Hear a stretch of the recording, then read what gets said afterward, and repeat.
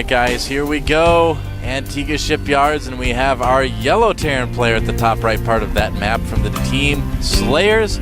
He is Slayers Boxer, the Emperor himself. And down at the bottom of the map we have our Protoss player, the winner of our last game.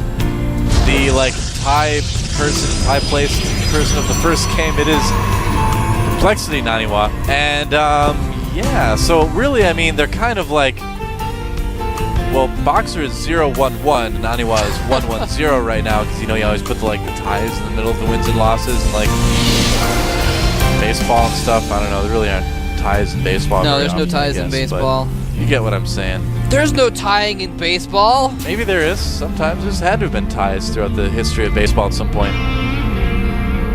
Maybe. Not with the modern rules, but maybe in the past, yeah. Maybe. Or maybe a situation where the game had to stop on count of rain. Yeah. Usually a replay. I don't know. It's a question for the ages.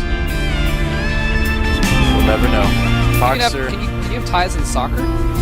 I mean, I know they go to overtime and then they have sudden death, but if you tie, you can. Sudden death, does it tie? Oh, it depends on the rules, but you can have ties in hockey as well.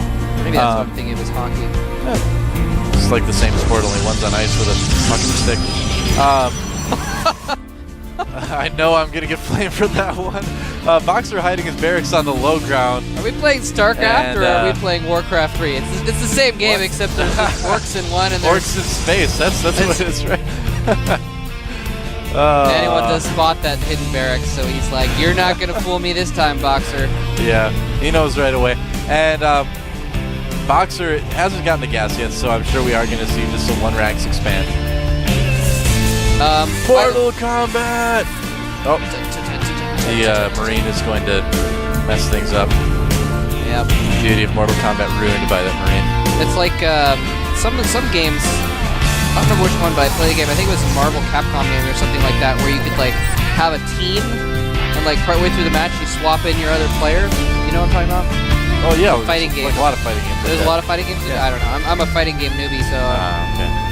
It's actually, my roots are in fighting games, actually. That's where I started out. I used to, fact, I used to basically live in the arcade when I was around middle school age. I did nothing but play Ultimate Mortal Kombat 3 and Killer Instinct and Primal Rage and Marvel vs. Capcom and all that stuff. Well, Marvel vs. Capcom was a little bit later, but yeah, I just literally lived in the arcade, played fighting games all day. That's what I did.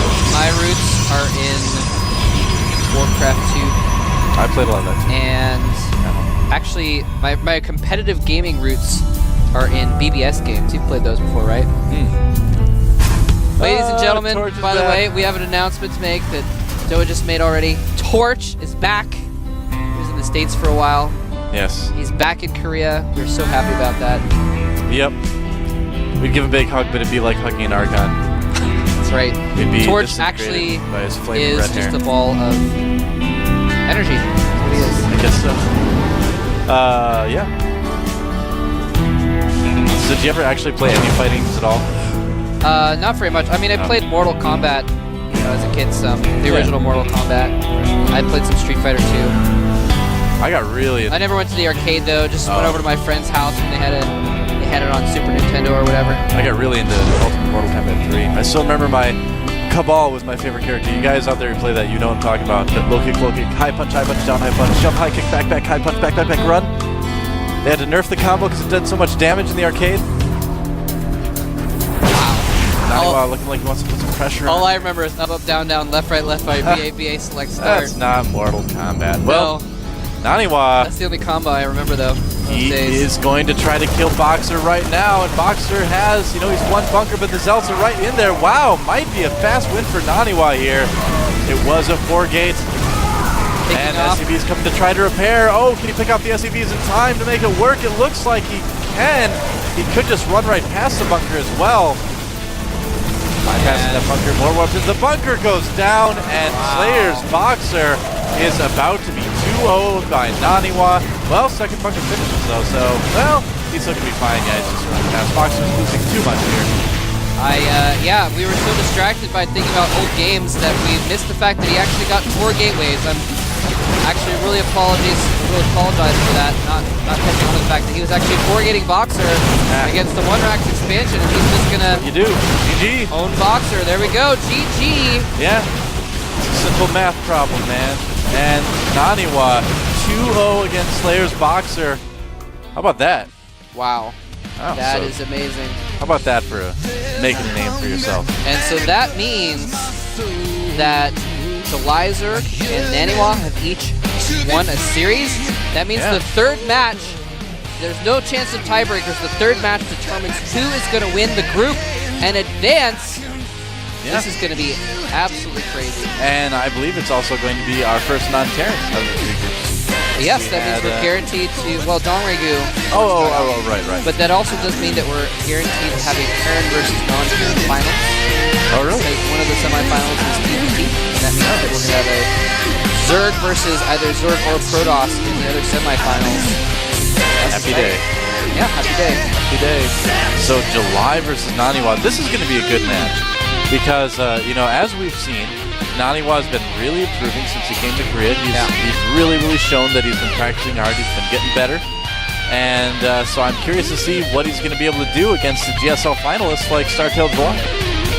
Yeah, I mean, he played a Zerg in his GSL match last week, so he's been preparing for Zerg a lot. Yeah. But he obviously didn't fare that well in his match in the GSL. But he played really Lucky, well. yeah, I believe. He played really well. Yeah, it was against Lucky. And he just got a little bit unlucky in a couple situations. So he was not able to triumph, but the point is that he does have a good chance because if things have gone a little bit differently, he could have beaten Lucky. NaNiwa was actually really upset about his Code match after that happened. We talked with him at length about different things that he could have done and stuff like that at the GOM house afterwards, and he really felt bad. So I'm sure that he's putting some focus as well into his PvZ right now. And we talked about that a lot. And one of the things that we kind of came up with is you got to harass those outside bases more. You have to send DTs, you have to send zealots. Now that the War Prism is buffed, that's another option, I guess. But the difficulty becomes in a game like the one that we saw in Terminus that he played. The Mutalisks becomes such a factor with that. So, that's basically it. Wow. What? NaNiwa just had compliment of a lifetime. Delizerg said he likes it. Oh. That is awesome. But we are going to get into the game. What? I'll tell you later. I missed it. I'll tell you later, man. All right. Sorry. Delizerg versus NaNiwa, game number 1 on Dual Site. Let's get in the game.